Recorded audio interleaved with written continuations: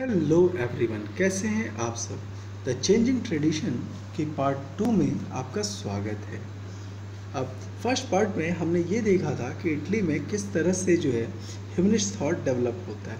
ठीक है, अब जो है ह्यूमनिस्ट के अलग अलग एस्पेक्ट्स को हम देखेंगे। यहाँ पर लास्ट टाइम जो जियोटो की बात हुई थी उसकी एक फेमस पेंटिंग है, आप जो है चाइल्ड जीजस। ठीक है, यहाँ पे आप देख सकते हो जो छोटे जीजस हैं वो जो है आशीर्वाद दे रहे हैं। ठीक है, तो ये सब जो है एक एक नंबर वाले क्वेश्चन बनते हैं जो इसलिए इम्पॉर्टेंट है। तो चाइल्ड जीसस की पेंटिंग किसने बनाई? जियोटो। ठीक है, अब next is the humanist view of history. History के बारे में ह्यूमनिस्ट क्या सोचते थे? तो ह्यूमनिस्ट मानते थे कि वो जो है धरती पर असली सिविलाइजेशन जो है इस्टेब्लिश कर रहे हैं। उनका कहना ये था कि हमारे पीरियड के ठीक पहले, मतलब जो 50th सेंचुरी का उनका जो पीरियड है उसके ठीक पहले जो यूरोप है वो एक डार्क एज में जी रहा था। अब ये डार्क एज की कहानी क्या है? उनका कहना ये था कि एंशिएंट रोमन एम्पायर वो यूरोप का एक ग्रैंड पीरियड था। ठीक है, रोमन एम्पायर जैसे ही ख़त्म होता है उसके बाद जो है यूरोप पूरी तरह से बर्बाद हो जाता है, ऐसा उनका कहना था। ठीक है, और यूरोप में सब कुछ जो है ख़त्म सा हो गया। आप देखोगे भी कि शहर टूटने लगे थे, सारी सिविलाइजेशन जो है इंटीरियर हो गई थी, सब कुछ बर्बाद होने लगा था।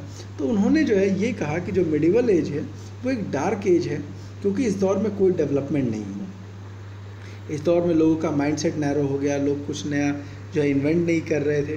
तो इस तरह से उन्होंने जो है हिस्ट्री को जो है एक नए तरीके से कैटेगराइज किया। ठीक, उन्होंने कहा कि इस मिडिल एज में चर्च ने लोगों के दिमाग को पूरी तरह से टेक ओवर कर लिया था, और जो है हमने जो है इस लोगों के दिमाग से इस चर्च के खौफ को हटाया है। अब ये चर्च की कहानी क्या थी? आपको याद होगा कि चर्च ने क्या कहा था कि जो अर्थ है वो स्टेबल है, ठीक है, और सूरज और बाकी चीज़ें इसके चक्कर लगा रही है। ठीक है, ऐसे ऐसे ऊटपटांग चीज़ें थी कि अर्थ है वो कछुए के पीठ पर रखी हुई है और इस कारण वो मूव नहीं कर रही है। तो ऐसे ऐसे बहुत सारी जो है ऊटपटांग कहानियाँ चर्च ने पब्लिश कर दी थी।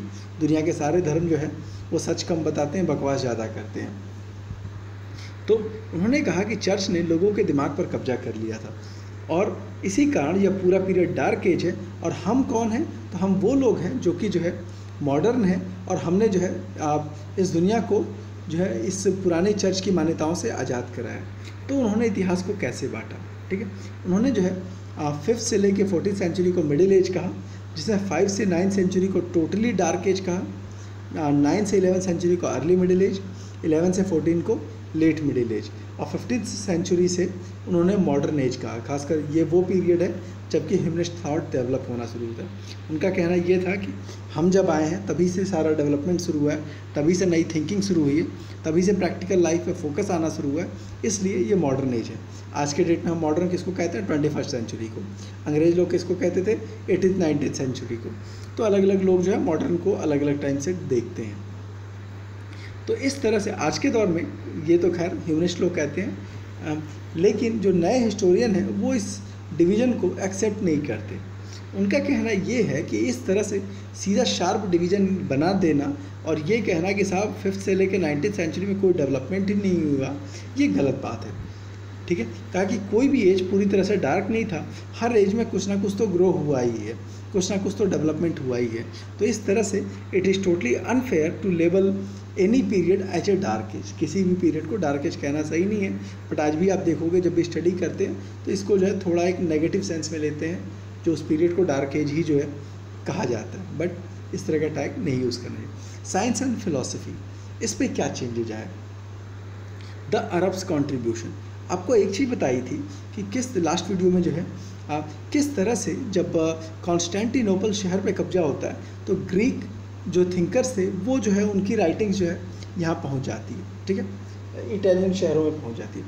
एडिशनली जो अरब कॉन्कर्स थे उन्होंने जो है बगल में स्पेन तक कब्जा कर लिया था। स्पेन कहाँ पे देख लेते हैं, सॉरी,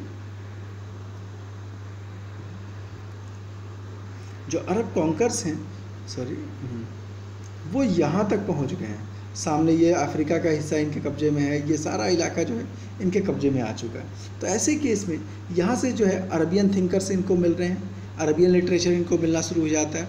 एडिशनली जो है ग्रीक लिटरेचर है वो इनको मिलना शुरू हो जाता है। तो इस तरह से इनके पास इंफॉर्मेशन की बाढ़ आने लगती है। और ये चीज़ को इन्होंने बेस्ट तरीके से यूटिलाइज़ किया। इवन कि अरब लोग भी जो है इन इन्फॉर्मेशन को उतने अच्छे से यूटिलाइज नहीं कर पाए थे जितना कि जो है इन्होंने किया। एक और चीज़ थी, कई सारे जो ग्रीक राइटर्स थे उनको यूरोप भूल चुका था। जैसे आप यूरोप का जितना भी नॉलेज आप देखोगे ना, उन सब की शुरुआत जो है एरिस्टोटल, प्लेटो, सोक्रेटिस, इन्हीं के आइडिया से शुरू होता है। पूरा यूरोप का जो साइंटिफिक डेवलपमेंट है, आर्ट, लिटरेचर के जो भी कुछ भी आप देखोगे ना, सबकी शुरुआत जो है यही 2-3 थिंकर हैं, सोक्रेटिस, प्लेटो, एरिस्टोटल। लेकिन था क्या कि यूरोप जो है इनको टोटली भूल चुका था, ठीक है। यूरोप का पता ही नहीं था कि ये सब लोग हैं। लेकिन जब अरबियन वर्ल्ड से इनका कांटेक्ट होता है तो इनको जो है अरबियन ट्रांसलेशन मिलते हैं इन किताबों के, और जब उन्होंने इन किताबों को पढ़ना शुरू किया तब उनको लगने लगा यार कितना कुछ नॉलेज है, हम लोग तो बेकार में फालतू की चीज़ों में जो है धार्मिक चीज़ों में उलझे पड़े हैं कि साहब ये करेंगे तो नरक में जाएंगे, ये करेंगे स्वर्ग में जाएंगे, ये करेंगे तो ये होगा। था कि नहीं, प्रैक्टिकल लाइफ ज़्यादा ज़रूरी है, हमको अपनी जो है प्रेजेंट लाइफ को बेहतर बनाना है, ठीक है। तो उन्होंने जो है जो एंशिएंट ग्रीक और लिटरेचर को कैसे समझा, तो बेसिकली अरेबियन ट्रांसलेशन से। जैसे प्लेटो के लिए जो है अरेबियन ट्रांसलेशन, अरेबियन नेम क्या आता है, अफलातून, ठीक है। अरिस्टोटल, अरस्तु, याद रखिएगा हिंदी में भी अरस्तु ही कहते हैं क्योंकि इंडिया में भी जो है अरब का इन्फ्लुएंस रहा है और इंडिया भी जो है अरिस्टोटल को अरब के थ्रू ही जाना था, ठीक है। इसी तरह से एक तो ये हो गया कि अरेबिक ट्रांसलेशन से जो है ग्रीक के बारे में इंफॉर्मेशन मिलती है। एडिशनली जो अरब थिंकर्स थे वो भी उस दौर में काफ़ी डेवलप थे। कई सारी किताबें मिलती हैं, ठीक है, जैसे कि साइंस पर, मैथ्स पर, एस्ट्रोनॉमी पे, मेडिसिन पे, केमिस्ट्री पर बहुत सारी किताबें इनको मिल जाती है, ठीक। और इससे जो है इनकी नॉलेज बहुत डेवलप होती है। ऐसे ही एक साहब थे टॉलेमी, उनकी बुक थी अल्मजेस्ट, लिखा कब था 140 CE में, ठीक है। अब इसमें एक चीज़ ध्यान देने लायक है कि आप अगर देखोगे तो बुक का नाम है अल्मजेस्ट, इसमें अल पे ध्यान दो। अल जो है एक अरबी टाइटल है। आप जो सऊदी अरब के जितने भी नेता देखोगे या जितनी भी बुक देखोगे सब में जो आगे अल जरूर लगेगा, जैसे अल बरूनी, याद आ रहा है। तो ये एक अरेबिक टैग है। तो था क्या कि टॉलेमी की एक्चुअल जो बुक थी उसका नाम तो पूरा गायब हो चुका था, तो अरेबियन लोग जो है इस बुक का नाम थोड़ा मॉडिफाई कर दिए थे और तब से जो है इनके दिमाग में जो उसका नाम आता है अल्मजेस्ट, ठीक है। ये अरेबिक जो है इफ़ेक्ट दिखाता है इस बुक का। इसी तरह से आप कई सारे जो है मुस्लिम थिंकर्स थे जिन्होंने काफ़ी सारी किताबें लिखी जिसको ट्रांसलेट किया गया, ठीक है। अब इसमें एक फेमस नाम आता है इब्न सीना, ठीक। इब्न सीना, यूरोपियन नाम इसका क्या चेंज किया गया, एवेसिना। ऐसे ही एक अरब फिलोसफर थे अल राजी, जिनको जाना गया रेजस नाम से, और इन्होंने जो कि जो है एक मेडिकल इंसाइक्लोपीडिया लिखे थे। इसी तरह से इब्न रुश्द, इनको एवरोज नाम से जाना गया, ठीक। इब्न रुश्द कौन थे, तो स्पेन के एक अरबियन फिलोसफर थे। और आप देखोगे इनका नाम इस तरह से चेंज कर दिया गया। इब्न सीना साफ साफ है, आपको लग रहा है अरबी नाम है, लेकिन इटालियन लोगों ने उसका नाम चेंज करके एवेसिना कर दिया, ठीक।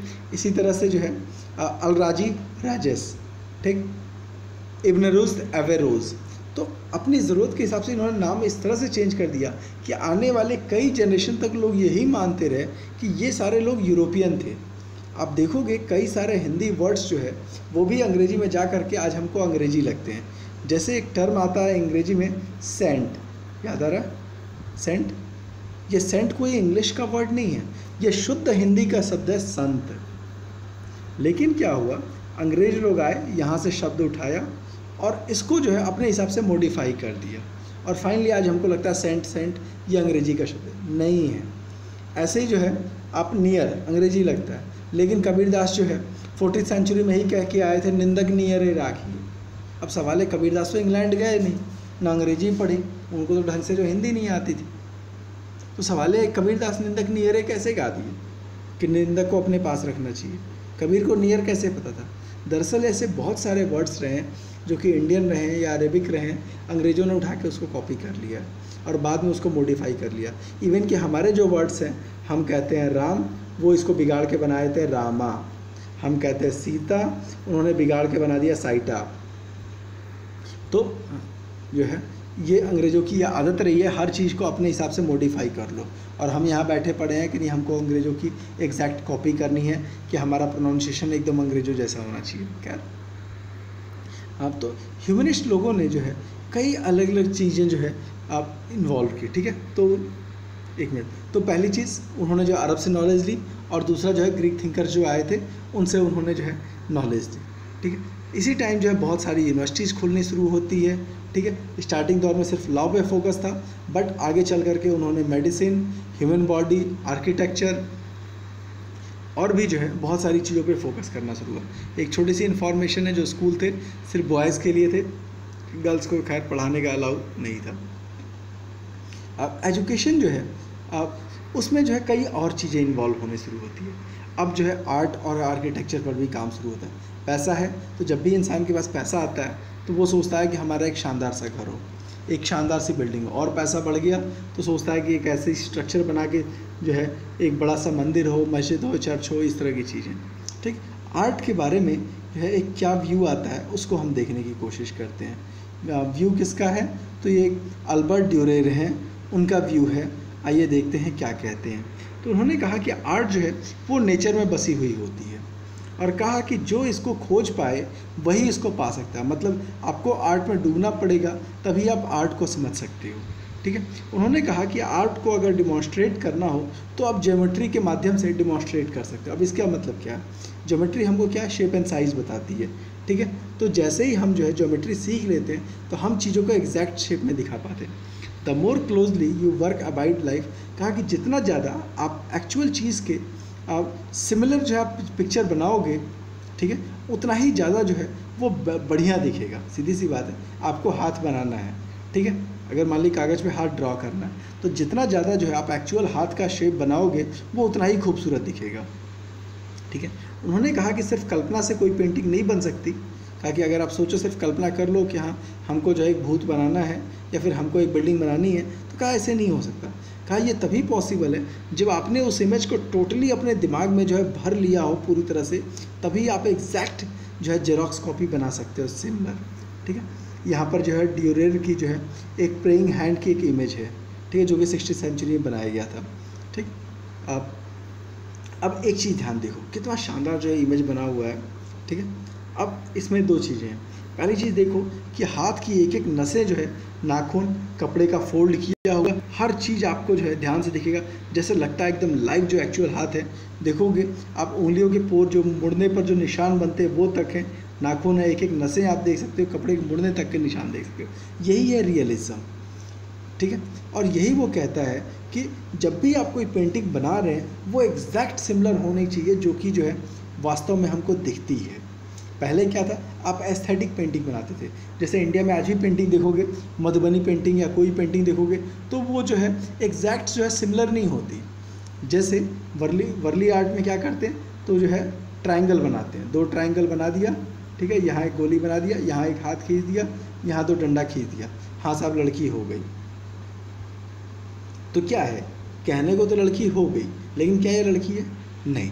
रियलिज्म कहता है कि अगर आप कोई लड़की बना रहे हो तो एग्जैक्ट उसकी फिगर जो है रियलिस्टिक दिखनी चाहिए।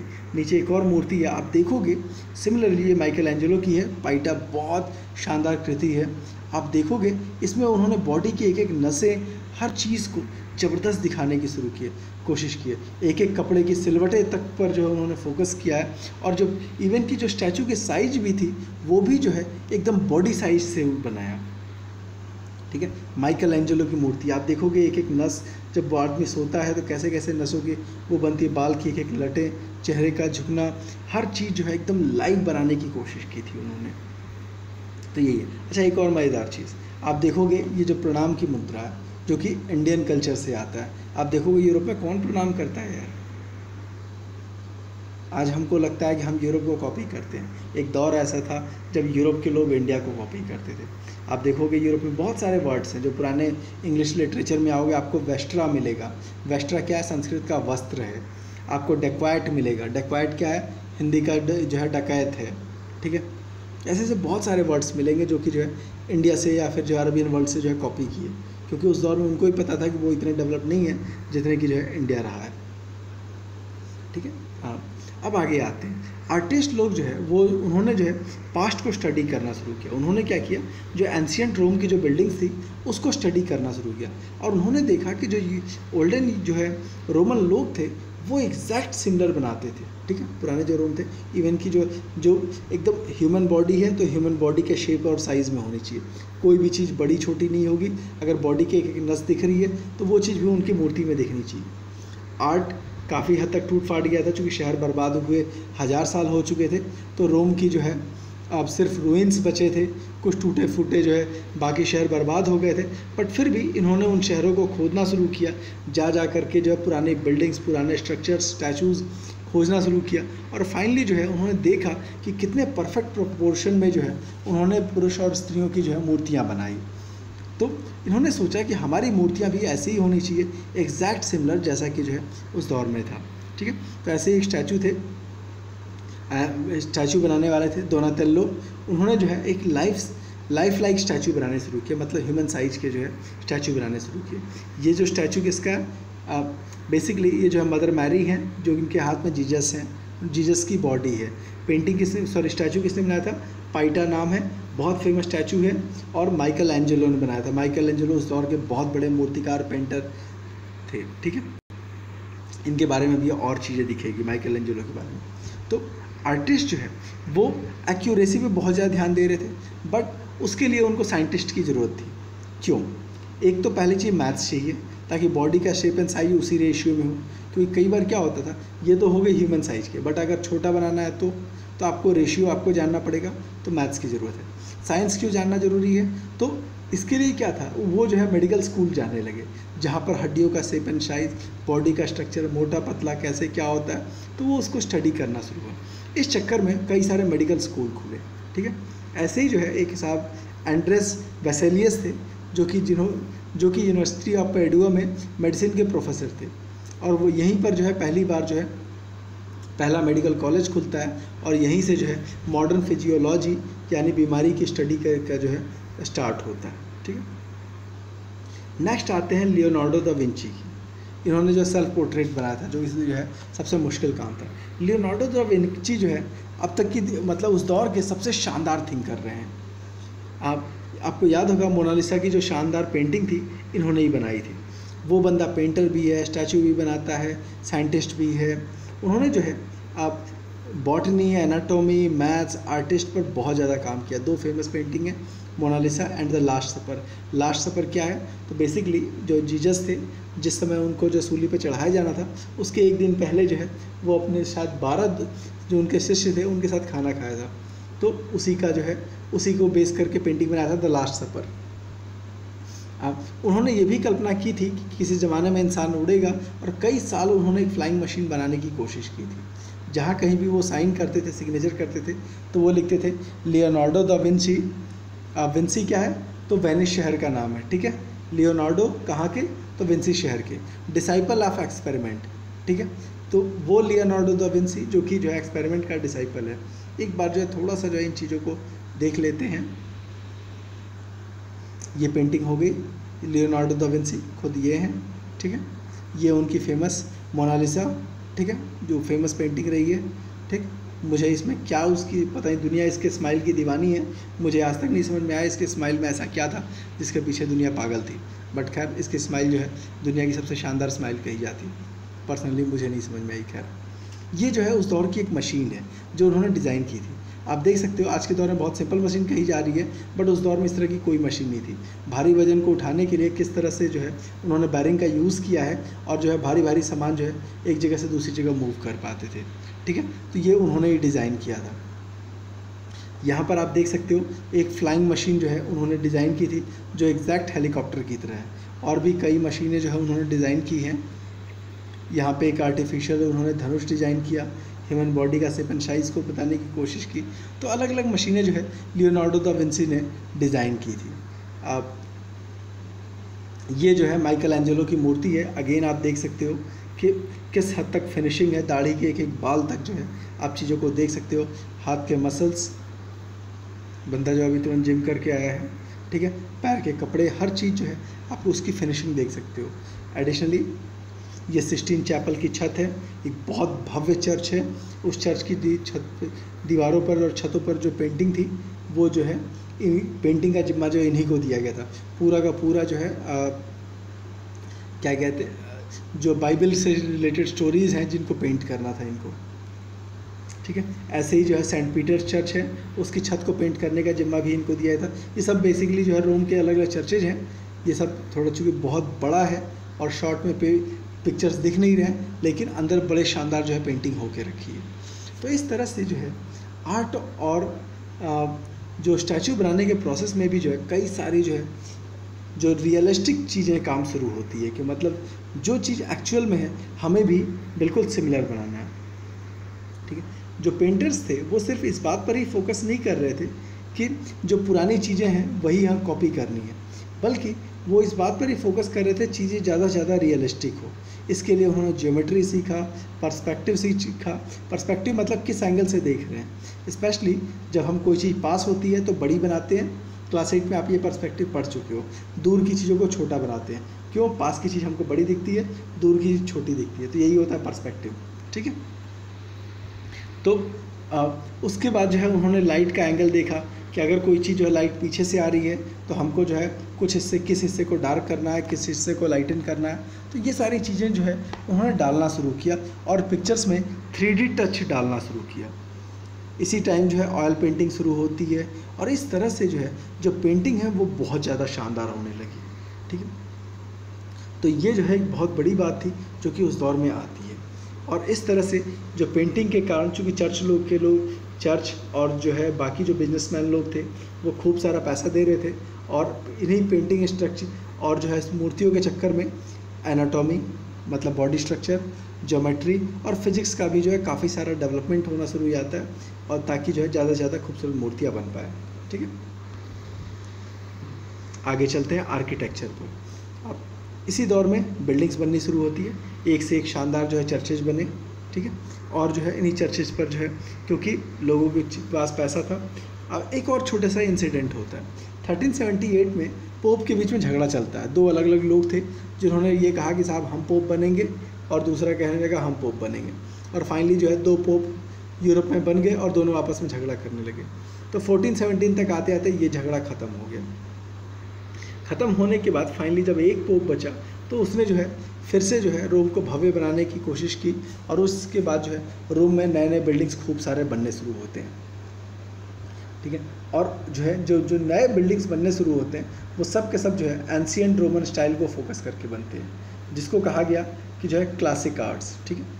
पुराने दौर में जो रोमन जिस तरह बिल्डिंग बनाते थे इन्होंने उसको कॉपी करना शुरू किया और उसके बाद उनकी छतों पर खूब सारी पेंटिंग्स बनानी शुरू की जो कि ऑलरेडी आपको दिखा चुका हूँ, ठीक है। तो अब इन चीज़ों को स्टडी करने के लिए एंशिएंट रोम की स्टडी फिर और बढ़ गई और इस तरह से जो है खूब सारा जो है स्कल्पचर्स बुलाए गए, आर्टिस्ट बुलाए गए और जो है इन लोगों को खूब सारा काम दिया जाने लगा। एडिशनली इस चक्कर में बाकी डेवलपमेंट भी बहुत ज़्यादा बढ़ जाता है। इसमें जो है फेमस नाम कौन कौन सा है, तो माइकल एंजेलो, ठीक है। ये ठीक है, माइकल एंजेलो जिसने सिस्टीन चैपल की छत रची थी, ठीक है। सिस्टीन चैपल दिखा दिया हुआ, पाइटा की जो मूर्ति बनाई थी और सेंट पीटर्स का डोम की जो है छत बनाई थी। एडिशनली एक फिलिप्पो ब्रुसेलेसी थे जो कि आर्किटेक्ट थे जिसने ड्यूमो ऑफ फ्लोरेंस की जो है स्कल्पचर बनाई थी। ये सब छोटी छोटी चीज़ें हैं, बस सिर्फ नाम याद रखने हैं, ठीक है। यहाँ पर जो है यही है ड्यूमो, फ्लोरेंस की जो है ड्यूमो है। अब आप इस बिल्डिंग को देखिए, ठीक है। अगेन आपको एक इंडियन फेमस बिल्डिंग याद आएगी, ताजमहल होटल। अब देखोगे जब 10th में आप जब ये चैप्टर पढ़ रहे थे ताजमहल होटल वाला, तो कहा जा रहा था ये इंडो इस्लामिक आर्ट है। आप देखोगे जो छत है वो एग्जैक्ट जो है सेम है, जो पूरा आर्किटेक्चर है जो कि जो है फ्लोरेंस के ये जो बिल्डिंग दिख रही है इसी की कॉपी है। और हमको लगता है कि वो सब जो है इंडिया से इंस्पायर है, नहीं, एक्चुअल में जो है ताजमहल होटल जो है वो यूरोप के फ्लोरेंस के जो कि इटली में है, इटली के इस जो है डोम से इंस्पायर्ड है, ठीक है। द फर्स्ट प्रिंटेड बुक, इसी दौर में जो है बुक पब्लिश होनी शुरू हो जाती है, ठीक है। जब बुक पब्लिश होनी शुरू होती है तो उसका बहुत ज़्यादा फ़ायदा मिलता है। बुक स्टार्ट किसने किया था, तो स्टार्टिंग दौर में जो पहले जो थिंकर्स थे, जिन्होंने जो है प्रिंटिंग प्रेस का इन्वेंट किया था, he was the John Gutenberg, Johannes Gutenberg, ठीक है।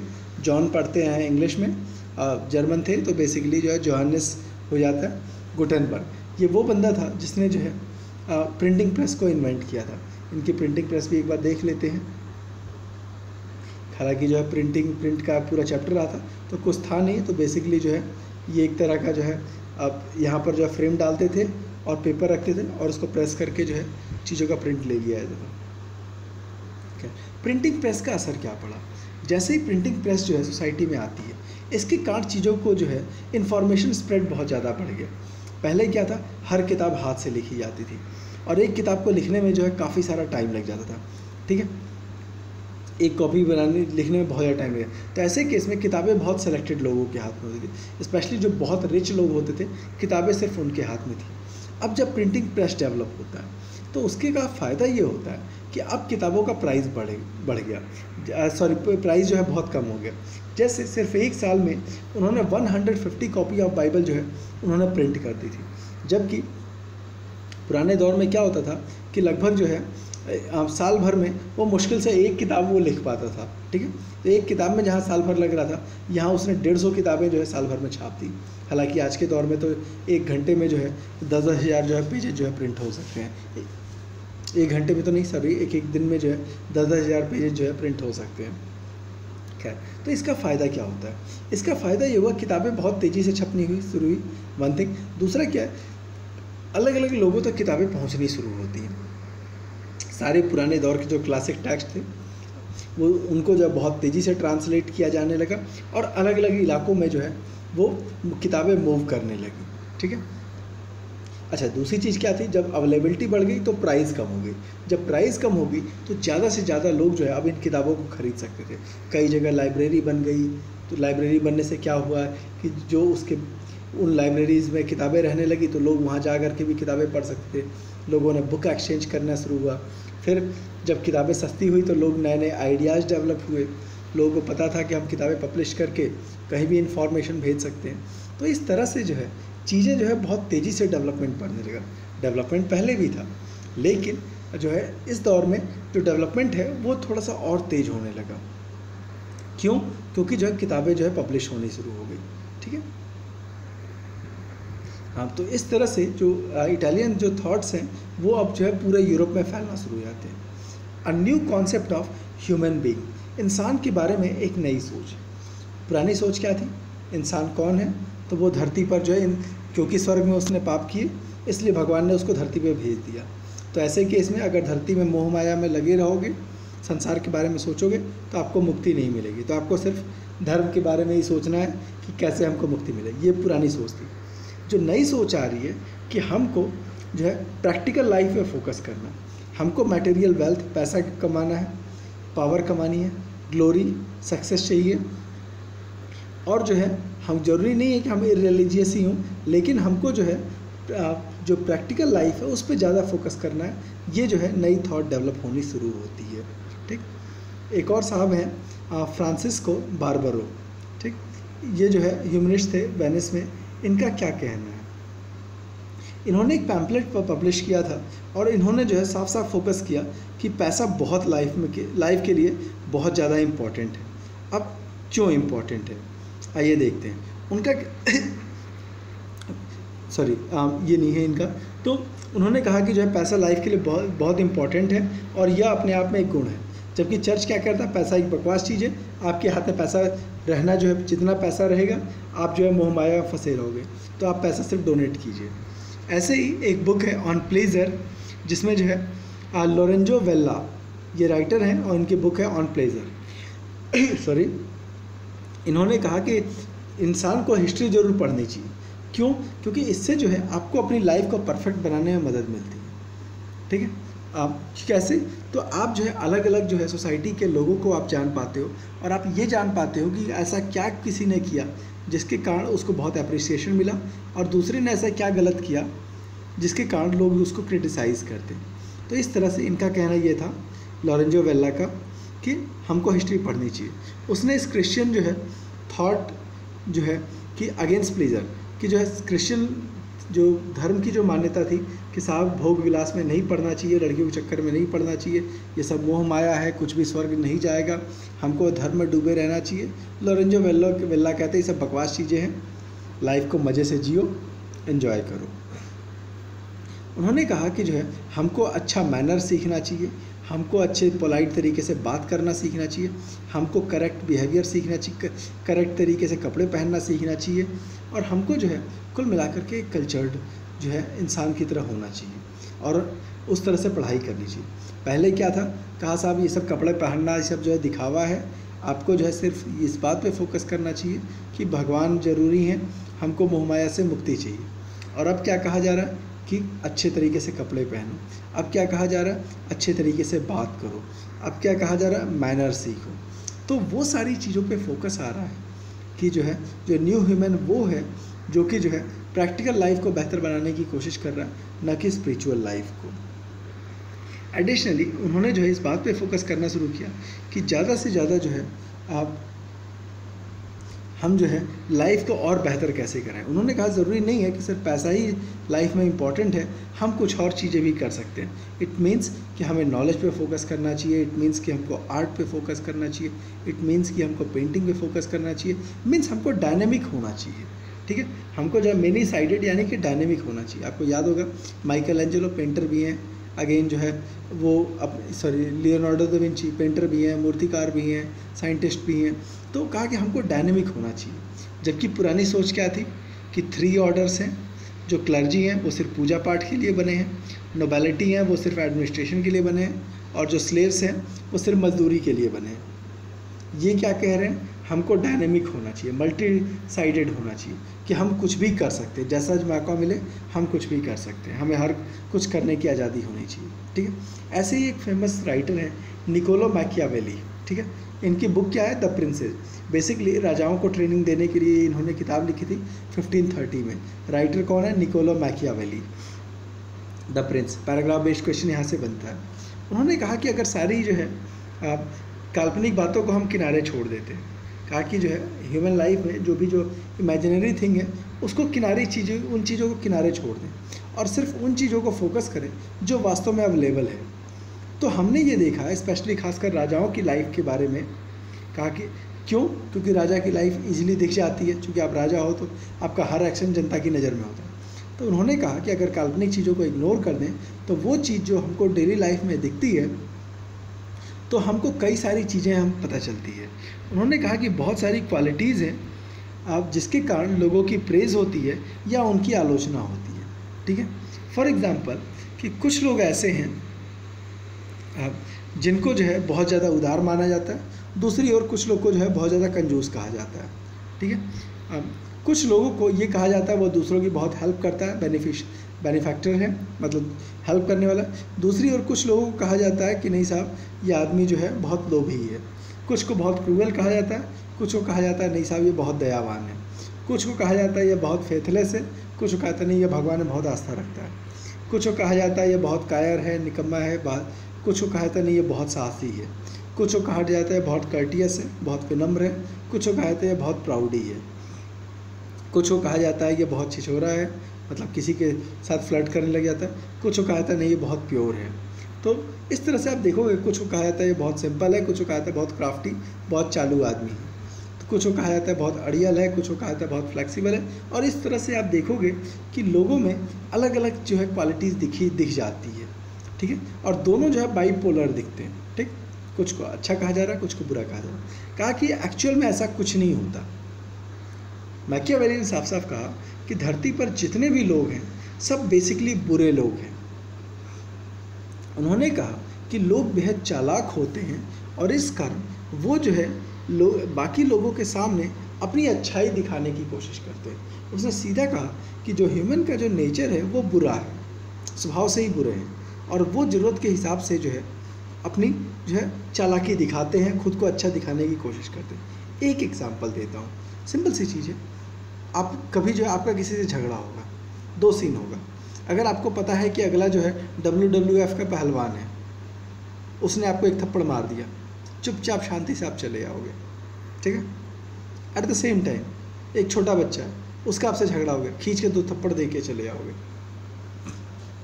तो आपका नेचर क्या है, आप डरपोक हो या बहादुर हो, या फिर जो आप बेहद गुस्सैल हो। ठीक है, आप कहते हो कि साहब हमको बहुत गुस्सा आता है। ठीक है, एट द सेम टाइम जब स्कूल में प्रिंसिपल चैम्बर में अगर आप खड़े हो, वहाँ पे प्रिंसिपल साहब आपको लेक्चर सुना रहे हैं, आपको गुस्सा बिल्कुल भी नहीं आएगा। एट द सेम टाइम एक ऐसा बंदा जो कि आपका कुछ भी बिगाड़ नहीं सकता, उसके सामने आपको गुस्सा बहुत आएगा। क्यों? क्योंकि आपने जो है कुछ जगहों पे आपने दबा लिया।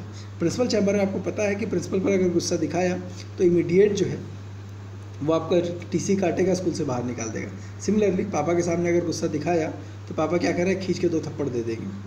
मम्मी के सामने अगर गुस्सा दिखाया तो चलेगा, मम्मी पे हम चिल्ला लेते हैं, ठीक है। तो वही उसने कहा कि जो लोग होते हैं स्वभाव से ही बुरे होते हैं। हालांकि मैं इस बात से एग्री नहीं करता हूँ, लेकिन मैंने सिर्फ इस बात को प्रूव करने के लिए तर्क दिया है कि मैकियावेली कहते हैं कि सभी लोग जो स्वभाव से बुरे होते हैं, लेकिन वो अपनी ज़रूरत के हिसाब से, अपने फ़ायदे के हिसाब से वो अपना बिहेवियर शो करते हैं। तो ये बहुत बड़ी बात है। उसने कहा कि इंसान का जो बिहेवियर है वो सिर्फ और सिर्फ स्वार्थ से डिज़ाइन होता है।